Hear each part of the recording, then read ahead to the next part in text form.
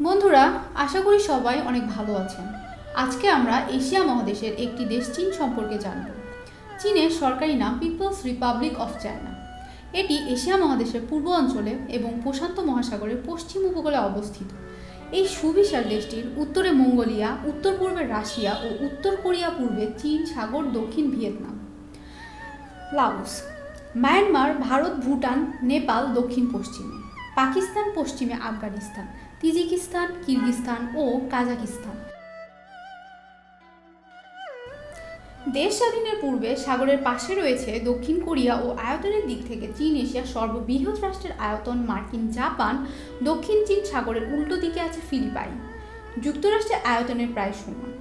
বর্তমানে চীন বিশ্বের দ্বিতীয় বৃহত্তম অর্থনৈতিক শক্তি। একইভাবে দেশটিকে অদূর ভবিষ্যতের সম্ভাব্য পরাশক্তি হিসেবে দেখা হচ্ছে। দেশটিকে পৃথিবীর কারখানা বলা হয়। এছাড়াও চীন বিশ্বের বৃহত্তম রপ্তানিকারক, দ্বিতীয় বৃহত্তম আমদানিকারক দেশ। তাহলে বন্ধুরা, চলুন চীন দেশ সম্পর্কে আরও কিছু জানা অজানা এবং প্রয়োজনীয় তথ্য জেনে নেওয়া যাক। উত্তর চীন সমভূমি অঞ্চলের নদী অববাহিকা টেনিসের আদিমতম সভ্যতার একটি হিসেবে চীনের উদয় হয়। হাজার হাজার বছর ধরে রাজারা বংশানুক্রমে চীনের রাজনৈতিক ব্যবস্থা নিয়ন্ত্রণ করতেন। এর মধ্যে প্রথম রাজবংশটির নাম ছিল শিয়া রাজবংশ। খ্রিস্টপূর্ব 221 রাজবংশ অন্যান্য 622তম রাজ্য করায়ত্ত করে প্রথম একীভূত চৈনিক সাম্রাজ্য গঠন করে। এরপরে বহু সর্বশেষ সেন রাজবংশের পতন ঘটে এবং এটি স্থানে জিন প্রজাতন্ত্র স্থাপিত হয়। প্রজাতন্ত্রটি 1949 সাল পর্যন্ত চীনের মূল ভূখণ্ড শাসন করে। চীনের সাম্যবাদী দল 949 সালের 1 অক্টোবর বেইজিং শহরে গণপ্রজাতন্ত্রী চীন প্রতিষ্ঠিত করে। চীনারা তাদের দেশকে তুমকো নামে ডাকে, যার অর্থ মধ্যদেশ, মধ্যবর্তী। রাজ্যটির নাম কি? বিদেশিদের দেওয়ায় এটি সম্ভবত চীন রাজবংশের নামের বিকৃত রূপ। 95,96,962 বর্গ কিলোমিটার আয়তনের এই দেশটিতে প্রায় 142 কোটি মানুষের বসবাস। আয়তনের দিক দিয়ে এটি বিশ্বের তৃতীয় কিংবা চতুর্থ বৃহত্তম দেশ। চীনের সরকারি ভাষা স্ট্যান্ডার্ড চাইনিজ। এছাড়াও দেশটির প্রচুর আঞ্চলিক ভাষা প্রচলিত। এদের মধ্যে সবচেয়ে বেশি কথিত ভাষা দলগুলি হল মান্দারিন, চীনা ভাষা। দেশটির সিংহভাগ মানুষ কোন ধর্মে বিশ্বাসী নয়। এদের সংখ্যা মোট জনসংখ্যার প্রায় 74%। বাকিদের মধ্যে প্রায় 16% বৌদ্ধ ধর্মে এবং 3% খ্রিস্ট ধর্মে বিশ্বাসী। পৃথিবীর সবচেয়ে জনবহুল দেশ। চীনের অন্যতম সংখ্যালঘু এবং নির্যাতিত হল মুসলমান সম্প্রদায়। বেইজিং চীনের রাজধানী। বেইজিং কথাটির অর্থ উত্তরের রাজধানী। সামগ্রিকভাবে বেইজিংকে চীনের রাজনৈতিক, শিক্ষা, বুদ্ধিবৃত্তি ও সংস্কৃতির কেন্দ্র হিসেবে গণ্য করা হয়। আয়তনের দিক থেকে এটি চীনের চতুর্থ বৃহত্তম মহানগর এলাকা। বিশ্বের রাজধানী শহরগুলোর মধ্যে এটি সবচেয়ে জনবহুল শহর এবং জনসংখ্যার বিচারে এটি চীনের দ্বিতীয় বৃহত্তম শহর। এর বিপরীতে সাহা এবং হংকং চীনের অর্থনৈতিক জীবন আধিপত্য বিস্তারকারী দুই মহানগরী। এর মধ্যে সামনে চীনের বৃহত্তম নগরী। মূল শহরের জনসংখ্যার বিচারে এটি কেবল 39 সমগ্র বিশ্বের বৃহত্তম শহর। সানা একটি অতি মহানগরী, জনসংখ্যা 2,41,00,000। এত বেশি। এটি চীনের সবচেয়ে গুরুত্বপূর্ণ সমুদ্র বন্দর, বাণিজ্যিক খাতের কেন্দ্রবিন্দু এবং দেশটির বৃহৎ শিল্পকেন্দ্রগুলোর একটি।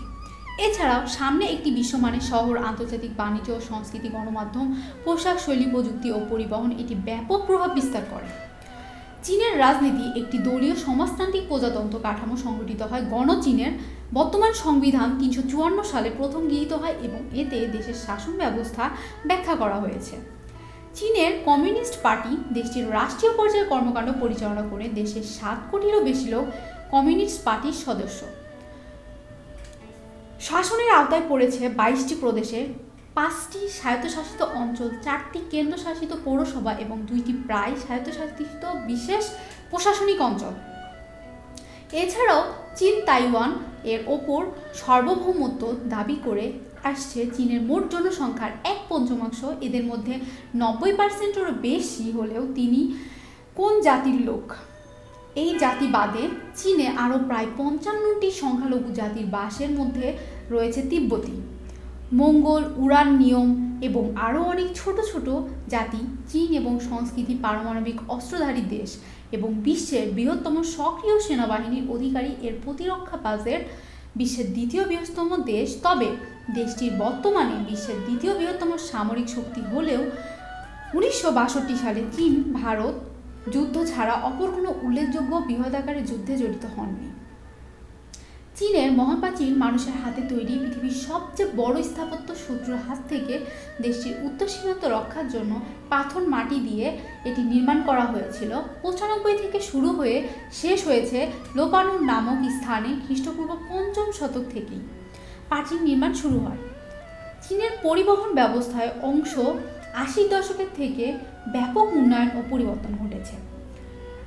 চীন নতুন বিমানবন্দর, সড়ক ও রেলপথ নির্মাণের প্রকল্পসমূহ আগামী দশকগুলোতে চীনের শ্রম বাজারে বিপুল পরিমাণে কাজের সৃষ্টি করবে। রেলপথ চীনের প্রধান পরিবহন ব্যবস্থা। চীন এটি পর্বত মহাদেশের মোট আয়তনের 2/3 পর্বত, পাহাড় এবং মালভূমি নিয়ে গঠিত। সমুদ্র সমতল থেকে সাংঘাতিক মালভূমির গড় উচ্চতা 4000 মিটারের বেশি বলে মালভূমি টিভি সার্স নামে পরিচিত।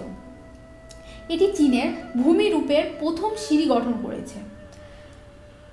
978 সালের অর্থনৈতিক সংস্কারে অবতরণের পর থেকে চীন বিশ্বের সবচেয়ে দ্রুত বর্ধমান প্রধান অর্থনীতিগুলোর একটিতে পরিণত হয়েছে। বর্তমানে চীন বিশ্বের দ্বিতীয় বৃহত্তম অর্থনৈতিক শক্তি, যেমনটি আগেই বলেছি।